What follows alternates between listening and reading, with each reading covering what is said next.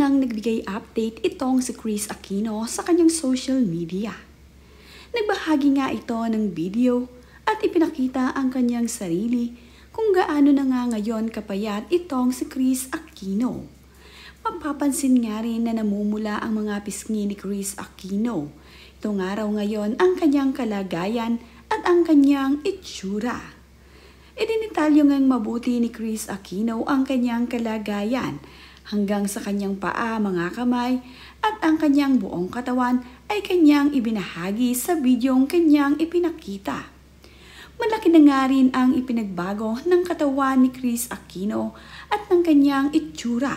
Kitang-kita nga sa kanyang mga binti na halos buto na nga ang kanyang mga binti. Tila nga ba buto na nilagyan na nga lamang ng balat ang mga binti at braso ni Kris Aquino. Namumula rin ang kanyang mga ilong at nagkakaroon ng patches ang kanyang mga pisngi.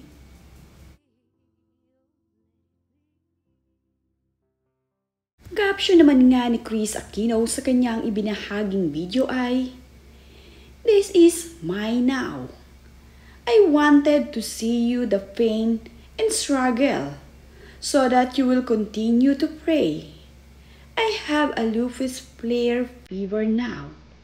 It's more than 2 weeks." Ibinahagi din ni Kris Aquino kung gaano nga kataas ang kanyang fever. Mayroon nga rin mga kasamang doktor at nurse itong si Kris Aquino sa kanilang bahay na patuloy nabantayan siya. Ang mga pasanga sa kanyang paa at binti ay kanya rin ibinahagi. Marami naman nga sa mga netizens ang pinupuri ang anak ni Kris Aquino na si Bimby Aquino sa lubos na pag-aalaga nito sa kanyang ina na si Kris Aquino. Dahil nga malaki na itong si Bimby ay nauunawaan na niya ngayon ang kalagayan ng kanyang ina. Kaya naman, sa mga panahong ito ay alagang-alaga ni Bimby itong kanyang mami Kris. Ganun na nga lamang ang pag-aalaga niya dito at palagi nga siyang nakaalalay. Hanggang nga sa pagpunta sa CR ay inalalayan niya ang mama.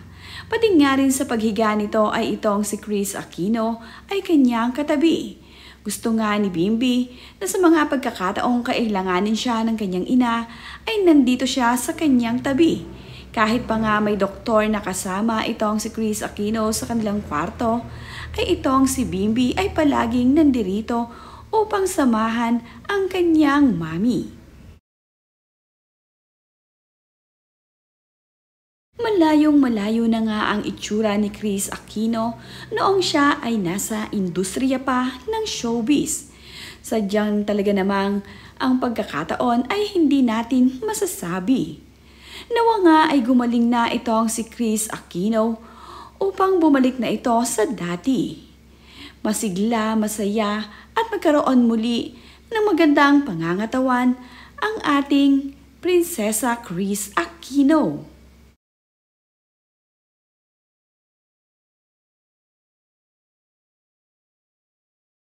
Patuloy naman nga na inaalagaan itong si Kris Aquino at iminomonitor nga dahil mayroon nga siyang lagnat na pabalik-balik. Makikita rin na mayroong suot-suot na singsing itong si Kris Aquino. At dahil nga gusto ni Kris Aquino na maging updated ang kanyang mga fans at followers sa social media, ay ibinabahagi nito ang mga kaganapan sa kanyang buhay at ang nangyayari ngayon sa kanya.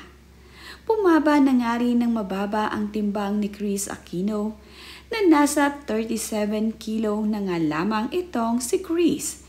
At dahil nga sa sobrang kapayatan niya ay talaga namang kitang-kita na halos wala na ngang laman ang mga kamay nito at braso.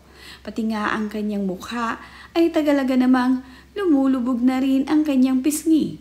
Ang dating matatambok na mga pisngi ni Kris Aquino, ngayon nga ay manipis na.